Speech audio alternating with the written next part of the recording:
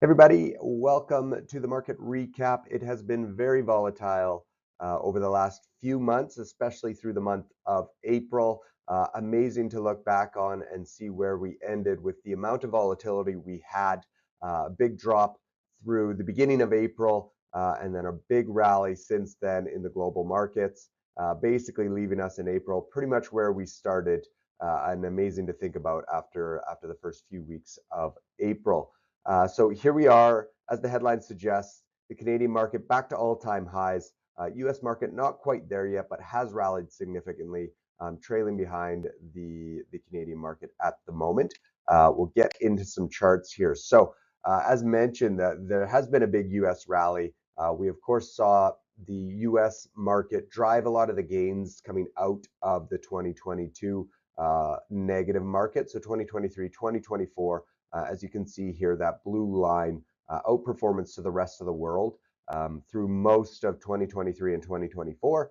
But we've seen, of course, recently that drop there in 2025, relatively underperforming the rest of the global markets so far. But we are starting to see a bit of an uptick there in the US markets. Here's another thing to look at. So this is basically showing what the allocation to the U.S. stock market is in the average portfolio. So you can see that May 2025 number almost back to the lows that we saw in early 2023 as far as the allocation to the U.S. So there has been a lot of money that had been pulled out of the U.S. and or added to the rest of the global markets, kind of leading to that underweight in U.S. equities. So normally this gets back to at least that zero number, as you can see, if not going to a overexposure to the U.S. like we saw in recent years. So that might be something to look at. There is still a lot of cash on the sidelines. So where do those funds go? Do they continue to go to the rest of the global markets, including Canada, or do they get added back to the U.S. as the markets continue to rally? Again, nobody really knows at this point. So stay diversified, invest globally, including the US, as well as all the other asset classes, and you'll outperform in the long run without as much volatility. And that's the idea that we're looking for. Another piece that we've seen is the US dollar dropping over the last 6 months or so. Still up for debate on whether that'll continue. Some people suggesting $1.60, some people suggesting it comes back to the kind of $1.30 range. So we will see there. This showing a similar chart to what I showed a couple weeks ago. This is the S&P 500, though, after a gain of 19%. So we were down 19% on the S&P 500 at the low.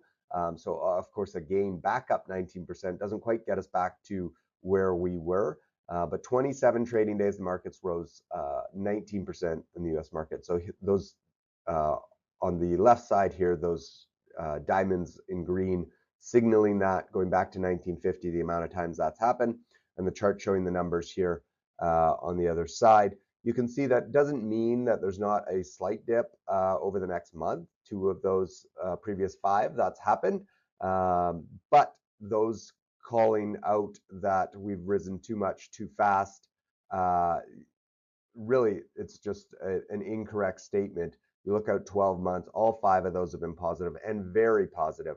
You can see there the average 32% from that signal date of that 27 trading days where it was very positive, another 32% 12 months later.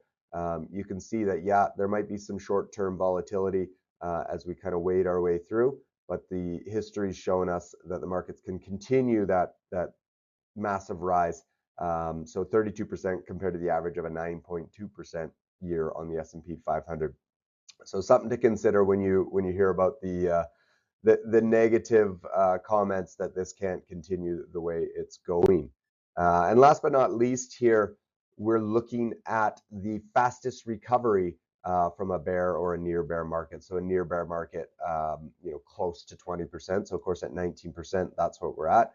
Going back to the 1950s, you can see these declines, how long those bears were, and then the length of the recovery there. And then on the last column there, was that a recession or not? So you can see we, of course, in 2020, that was a very quick rebound. It was a very quick drop as well. So the length of that bear market was only a month. only took 5 months to come back.